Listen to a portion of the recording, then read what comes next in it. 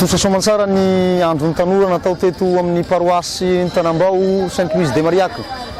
Teto Tolagnaro mitambaran'ireo distrika anakienina mandrafitra ny faritra Anosy izay mifanakaiky indrindra. Araka ny fanentanan'ny Papa dia ny andron'ny tanora fanao matetika amin'ny andron'ny sampakazo no natao amin'izao andron'ny Kristy mpanjaka izao.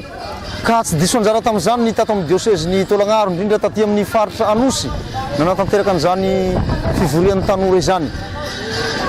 Nanao ny tanora ary totosa soamantsara izany fivorian'ny tanora izany ny farana tandroany Alahady araiky amby roapolo ny volana Novambra izao.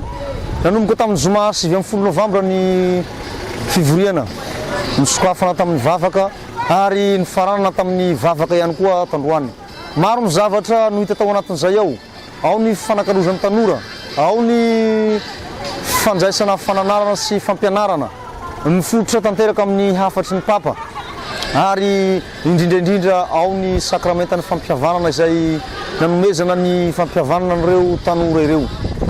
Izay moa tanteraka dia tao ny fanampian'ireo raritra mangaika rehetra amin'ny fiangonana eto amin'ny faritra Anosy, ny Mariaque, ny katedraly, ny Tanambao, Ampasy, Soanerana ary Manambaro sy Rampiso. Reo ny farimbona ka nanateraka an'izay rehetra zay. Nahavelombolo ary nahafaly tokoa ny zava-nisy satria nambola sambany tampoka no nanaovana an'izao andron'ny tanora izao. Raha tsy nisy fiomanana, raha tsy roa volana taty no nanomanana azy, dia hita fa navitrika ny tanora ary dia tena maro dia maro tokoa. Antenaina fa hitatra soan'ny faritra Anosy ihany zany fahavitrian'ny tanora izany, fa hanenika ny diocèse manontolo ary indrindra hanenika ny firenena manontolo. Kena moa fa sarotra ny manatanteraka zavatra sahala am'izao.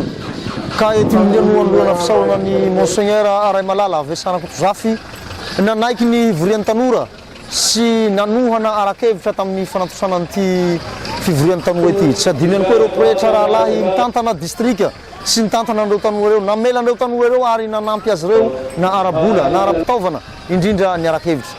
Saorana azy ireo izany ka engany Andriamanitra manakare-pahasoavana hamaly azy tsirairay avy. Ka ny hafatra amin'ny mahampiandraikitra ny tanora tamin'ny diocèse dia manentana hatrany ny tanora rehetra tsy hitaraitana miepaka ary havitrika amin'ny fivorian'ny tanora salamtony. Indrindra ny JMJ zay hatao any Antsirabe amin'ny taona ho avy io, anentanana ny tanora rehetra sahady mba handray anjara amin'izany JMJ zany, indrindra ny tanora atao amin'ny diocèse ny Tolagnaro tsy hakanavaka. Manantena ny fahatongavantsika rehetra. Bye.